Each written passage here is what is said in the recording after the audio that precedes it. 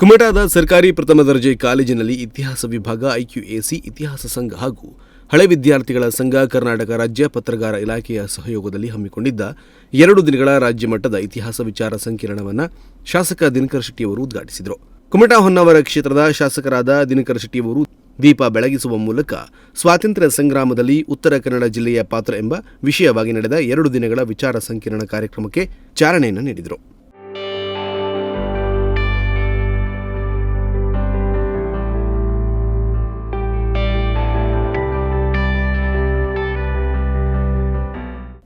ಬಳಿಕ ಮಾತನಾಡಿದ ದಿನಕರ್ ಶೆಟ್ಟಿಯವರು, ಬೆಳಗಾವಿ ಅಧಿವೇಶನದಲ್ಲಿ ಉತ್ತರ ಕನ್ನಡ ಜಿಲ್ಲೆಯ ಬಗ್ಗೆಯೂ ಕೂಡ ನಾನು ಮಾತನಾಡಿದ್ದೇನೆ. ನಮ್ಮ ಉತ್ತರ ಕನ್ನಡ ಜಿಲ್ಲೆಯನ್ನು ಬಳಸಿಕೊಂಡಿದ್ದಾರೆ, ಆದರೆ ಅದರ ಪ್ರತಿಫಲ ನಮಗೆ ಸಿಕ್ಕಿಲ್ಲ. ಹಾಗೆಯೇ ಇಂದು ಕೂಡ ಕುಮಟಾದ ಸರ್ಕಾರಿ ಪ್ರಥಮ ದರ್ಜೆ ಕಾಲೇಜಿನಲ್ಲಿ ನಮ್ಮ ಜಿಲ್ಲೆಯ ಸಮಸ್ಯೆಯ ಬಗ್ಗೆ ಕಾರ್ಯಕ್ರಮ ಹಮ್ಮಿಕೊಂಡಿದ್ದು ಖುಷಿಯ ಸಂಗತಿ ಎಂದು ವಿಚಾರ ಸಂಕಿರಣಕ್ಕೆ ಶುಭ ಹಾರೈಸಿದರು. ಆದರೆ ಕಾಕತಾಳೀಯವಾಗಿ ಒಂದು ವಿಷಯವನ್ನು ನಿಮ್ಗೆ ಹೇಳ್ತೇನೆ. ಮೊನ್ನೆ ಬೆಳಗಾಮದ ಅಧಿವೇಶನದಲ್ಲಿ ಸಭಾಧ್ಯಕ್ಷರು UT ಖಾದರ್ ಅವರಿಗೆ ಕೇಳಿದೆ ನಾನು ಒಂದು ಪ್ರಶ್ನೆ. ಮೊನ್ನೆ ಅಧ್ಯಕ್ಷರೇ, ನಮ್ಮದು ಉತ್ತರ ಕರ್ನಾಟಕದಲ್ಲಿ ಬರ್ತದೆಯೋ ಅಥವಾ ಕಿತ್ತೂರು ಕರ್ನಾಟಕದಲ್ಲಿ ಬರ್ತದೆಯೋ, ಯಾವ ಕರ್ನಾಟಕದಲ್ಲೂ ನಮ್ಮದು ಉತ್ತರ ಕನ್ನಡ ಜಿಲ್ಲೆ ಸೇರಿಸಿಲ್ಲ.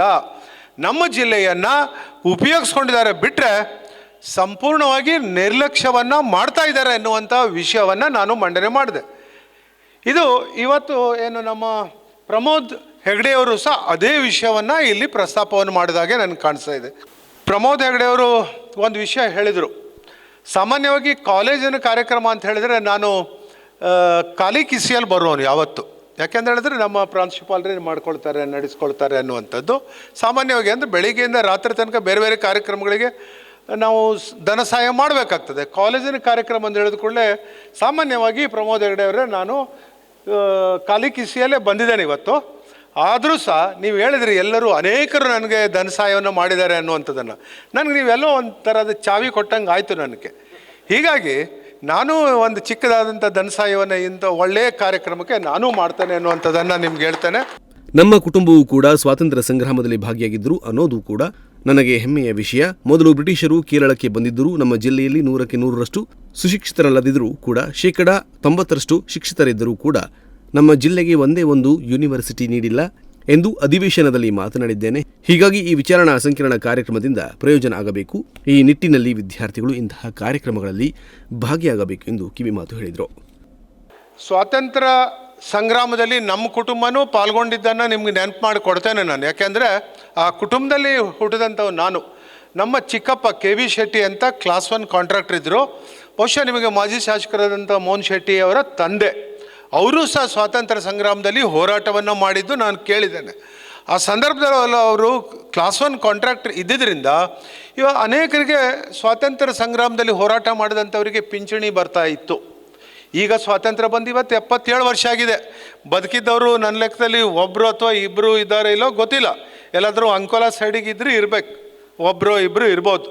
ನಮ್ಮ ಈ ತಾಲೂಕಿನಲ್ಲಿ ಅನೇಕರು ಇದ್ದಾರಾ? ಇದ್ದಂಗೆ ಇಲ್ಲ.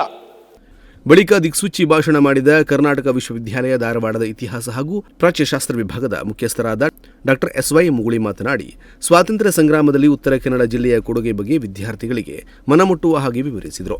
ಇಂತಹ ಕಾರ್ಯಕ್ರಮಗಳ ಮೂಲಕ ವಿದ್ಯಾರ್ಥಿಗಳಿಗೆ ಇತಿಹಾಸದ ಬಗ್ಗೆ ಜಾಗೃತಿ ಮೂಡಿಸುವ ಕೆಲಸ ಮಾಡುತ್ತಿರುವ ಬಗ್ಗೆ ಮೆಚ್ಚುಗೆಯನ್ನು ವ್ಯಕ್ತಪಡಿಸಿದರು. ನಾವು ಬರೀ ಚರಿತ್ರೆ ಉದ್ದಕ್ಕೂ ಅಷ್ಟೇ ಅಲ್ಲ, ಸ್ವಾತಂತ್ರ್ಯ ಚಳುವಳಿಯ ಕಾಲಘಟ್ಟದಲ್ಲಿ, ರಾಷ್ಟ್ರೀಯ ಹೋರಾಟದ ಕಾಲಘಟ್ಟದಲ್ಲಿ ಮಹಿಳೆ ಯಾವುದೇ ಥರದ ಪ್ರಮುಖವಾದಂಥ ಚಳುವಳಿಗಳನ್ನು ಲೀಡ್ ಮಾಡಲಿಲ್ಲ, ಪ್ರಮುಖ ಹೋರಾಟಗಳನ್ನು ಲೀಡ್ ಮಾಡಲಿಲ್ಲ. ಅಂಥ ಸಂದರ್ಭ ಬಂದಾಗ ಅವಳು ಹಿಂದೆ ಮುಂದೆ ನೋಡದೆ ತನ್ನ ಪಾತ್ರವನ್ನು ನಿರ್ವಹಿಸಿದ್ದನ್ನು ನಾವು ಕೂಡ ದಾಖಲೆಗಳಲ್ಲಿ ನೋಡ್ತೇವೆ. ಆದರೆ ಚರಿತ್ರೆ ಬರವಣಿಗೆಯಲ್ಲಿ, ಇತಿಹಾಸದ ಬರವಣಿಗೆಗಳಲ್ಲಿ ನಾವು ಏನು ನೋಡ್ತೇವೆ ಅಂದರೆ ಅವಳ ಪಾತ್ರವನ್ನು ಮರೆಮಾಚಲ್ಪಟ್ಟಿದೆ. ನಾನು ಈ ಮಾತನ್ನು ಯಾಕೆ ಹೇಳ್ತಾ ಇದ್ದೇನೆಂದರೆ, ಅಸಹಕಾರ ಚಳವಳಿ ತಗೊಳ್ರಿ, ಸ್ವದೇಶಿ ಚಳವಳಿ ತಗೊಳ್ರಿ, ಅಥವಾ ಕಾನೂನು ಭಂಗ ಚಳವಳಿ ತಗೊಳ್ರಿ, ಕ್ವಿಟ್ ಇಂಡಿಯಾ ಮೂಮೆಂಟ್ ತಗೊಳ್ರಿ, ಬಹುತೇಕ ಚಳವಳಿಗಳು ಪುರುಷ ನಾಯಕರೇ ಅದನ್ನು ಮುಂದುವರ್ಸ್ಕೊಂಡು ಹೋದಂಥದ್ದು ನೋಡ್ತೇವೆ ನಾವು. ಇನ್ನು ಕಾರ್ಯಕ್ರಮದ ಮುಖ್ಯ ಅತಿಥಿಯಾಗಿ ಆಗಮಿಸಿದ್ದ ಪ್ರಾದೇಶಿಕ ಪತ್ರಗಾರ ಇಲಾಖೆ ಧಾರವಾಡ ಹಿರಿಯ ಸಹಾಯಕ ನಿರ್ದೇಶಕರಾದ ಡಾ ಮಂಜುಳಾ ಎಲಿಗಾರ ಮಾತನಾಡಿ, ಸ್ವಾತಂತ್ರ್ಯ ಸಂಗ್ರಾಮದಲ್ಲಿ ಉತ್ತರ ಕನ್ನಡ ಜಿಲ್ಲೆಯಲ್ಲಿ ಸಾಕಷ್ಟು ಹೋರಾಟಗಾರರಿದ್ದಾರೆ, ಆದರೆ ಅವರ ಬಗ್ಗೆ ಇತಿಹಾಸದಲ್ಲಿ ಎಲ್ಲಿಯೂ ಕೂಡ ಉಲ್ಲೇಖವಿಲ್ಲ.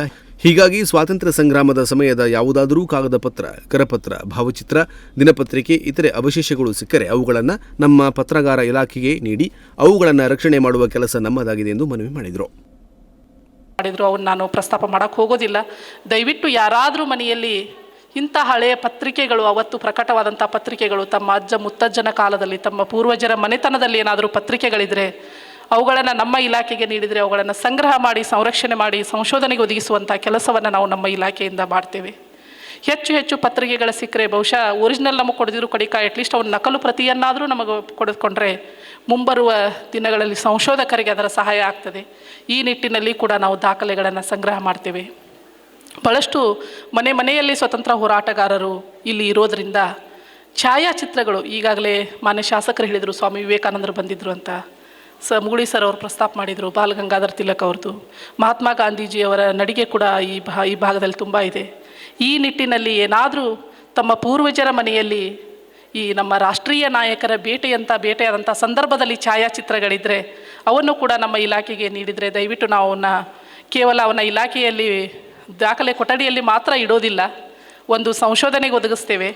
ಎರಡನೇದ್ದು ಅಂತಂದರೆ ವಿಶ್ವವಿದ್ಯಾಲಯ ಮಟ್ಟದಲ್ಲಿ ಹಾಗೂ ಶಾಲಾ ಕಾಲೇಜುಗಳ ಶೈಕ್ಷಣಿಕ ಕಾರ್ಯಕ್ರಮಗಳಲ್ಲಿ ಅವುಗಳನ್ನು ಪ್ರದರ್ಶನ ಕೂಡ ನಾವು ಮಾಡ್ತೀವಿ. ಆ ಒಂದು ನಿಟ್ಟಿನಲ್ಲಿ ನಮ್ಮ ಇಲಾಖೆ ಯೋಜನೆ ಇರೋದರಿಂದ ದಯವಿಟ್ಟು ತಮ್ಮ ವಿದ್ಯಾರ್ಥಿಗಳ ಮನೆಯ ಸಂದಕಗಳಲ್ಲಿ ನಾಗೊಂದಿಗಳ ಮೇಲೆ, ಜಗಲಿಗಳ ಮೇಲೆ ಹಳೆಯ ಫೋಟೋ ಛಾಯಾಚಿತ್ರಗಳು ಅಥವಾ ದಾಖಲೆ ಪತ್ರಗಳು, ಹಳೆಯ ಪತ್ರಿಕೆಗಳು, ಹಳೆಯ ಹಸ್ತಪ್ರತಿಗಳು, ಈಗ ಎಷ್ಟೋ ಜನ ಸ್ವತಂತ್ರ ಹೋರಾಟಗಾರರ ಕರಪತ್ರಗಳು ಆವಾಗ ಹೊರಡ್ತಿದ್ವು, ಆ ಕರಪತ್ರಗಳಾಗಿರ್ಬೋದು ಅಥವಾ ಅವರು ಬರೆದಂಥ ಹಸ್ತಪ್ರತಿಗಳಾಗಿರ್ಬೋದು, ಅವರ ಭಾಷಣಗಳನ್ನು ಬರೆದು ಮನೆಯಲ್ಲಿ ಆಗ ಭಾಷಣಗಳನ್ನೆಲ್ಲ ಬರೆದು ಇಡ್ತಿದ್ರು. ಅಂಥವು ಏನಾದರೂ ದಾಖಲಾತಿಗಳು ತಮ್ಮಲ್ಲಿದ್ದರೆ ದಯವಿಟ್ಟು ತಮ್ಮ ಇತಿಹಾಸ ಪ್ರಾಧ್ಯಾಪಕರ ಮುಖಾಂತರ ಅವುಗಳನ್ನೆಲ್ಲ ನಮಗೆ ಕೊಟ್ಟರೆ ನಾವು ಸರ್ಕಾರದ ಪರವಾಗಿ ಅವುಗಳನ್ನು ಸಂರಕ್ಷಣೆ ಮಾಡೋದಲ್ಲದೆ ಅವನ್ನ ಪ್ರಕಟ ಕೂಡ ತಮ್ಮ ಹೆಸರಿನಲ್ಲಿ ಮಾಡುವಂಥ ಕೆಲಸವನ್ನು ನಮ್ಮ ಇಲಾಖೆ ಮಾಡ್ತದೆ. ಬಳಿಕ ಸ್ವಾತಂತ್ರ್ಯ ಸಂಗ್ರಾಮದ ಪೂರ್ವದಲ್ಲಿ ಉತ್ತರ ಕನ್ನಡದಲ್ಲಿ ಬ್ರಿಟಿಷ್ ಶಿಕ್ಷಣದ ವ್ಯವಸ್ಥೆ, ಸಂಗ್ರಾಮದ ವಿವಿಧ ಮಜಲುಗಳು, ಅಂಕೋಲಾ ಸ್ವಾತಂತ್ರ್ಯ ಸಂಗ್ರಾಮದಲ್ಲಿ ನಾಡವರ ಪಾತ್ರ, ಕಾರವಾರ ತಾಲೂಕಿನಲ್ಲಿ ಸ್ವಾತಂತ್ರ್ಯ ಹೋರಾಟದ ಅವಲೋಕನ ಹಾಗೂ ಶಿರಸಿ ಸಿದ್ದಾಪುರದಲ್ಲಿ ಸ್ವಾತಂತ್ರ್ಯ ಹೋರಾಟ, ಸೂಪ ಮತ್ತು ಹಳಿಯಾಳ ತಾಲೂಕುಗಳಲ್ಲಿ ಸ್ವಾತಂತ್ರ್ಯ ಸಂಗ್ರಾಮ ಎಂಬ ವಿಷಯದ ಮೇಲೆ ಪ್ರಬಂಧವನ್ನು ಮಂಡಿಸಲಾಯಿತು.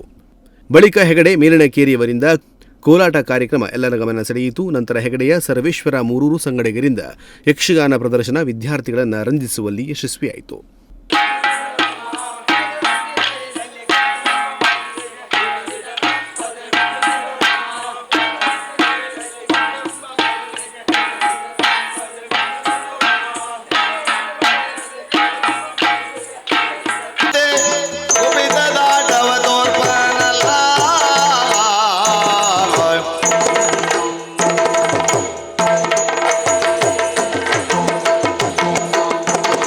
ಚಪಲಾಕ್ಷಿ ಗುರು ತನು ಭವನ, ಚಪಲಾಕ್ಷಿ ಗುರು ತನು ಭವನ.